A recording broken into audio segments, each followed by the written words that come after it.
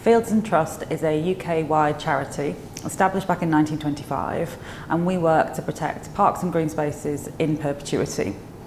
The work that we'll be concentrating on in 2017 and beyond is really around three key aims. So we protect parks and green spaces in perpetuity, we support the users of those parks and green spaces, and really crucially, we champion the value of parks and green spaces and the very many benefits that they bring to communities in terms of health and well-being.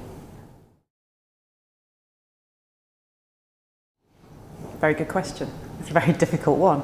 Parks and green spaces are absolutely crucial to the health and well-being of our communities, but of course we do have a need for more housing, there is a need for development, and so we have to be pragmatic in our approach to think how that works out best. So what we want to do is make sure that the provision of parks and green spaces is really a very central part of any kind of new development. We're trying to work with developers to see how we can permanently protect parks and green spaces as part of new residential developments, so that we know that those communities can benefit from those services.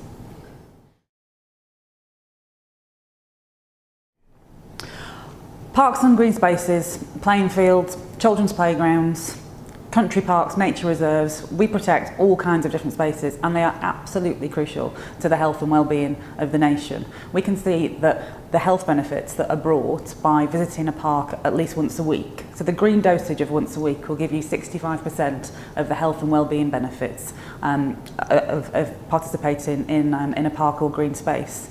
They are free at the point of access, they are local to communities, they provide opportunities for those of us who might not go and participate in formal sport. They're very low barrier to entry, and at the moment I feel that they're a massively untapped resource, and that we're not necessarily counting all the people who use our parks and green spaces from the very many different forms of activity, and they're often the very hardest to reach communities who might use those spaces more so than a formal sports pitch or or a leisure centre, or do something that was kind of more formally participated in sport. These are the spaces that we need to prioritise.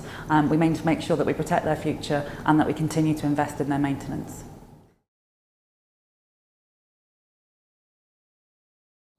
I don't think it's the only answer. I think there are a range of different models that will probably come to fruition in the next few years.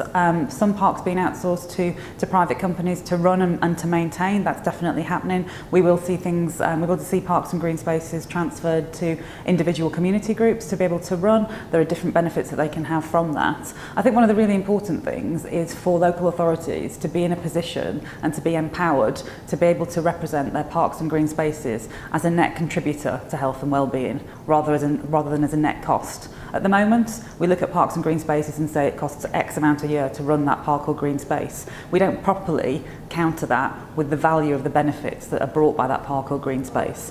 And that's the work that Fields and Trust is going to be doing in 2017 to launch in 2018 around a real revaluation of what a park or green space is worth to that community to help protect their future.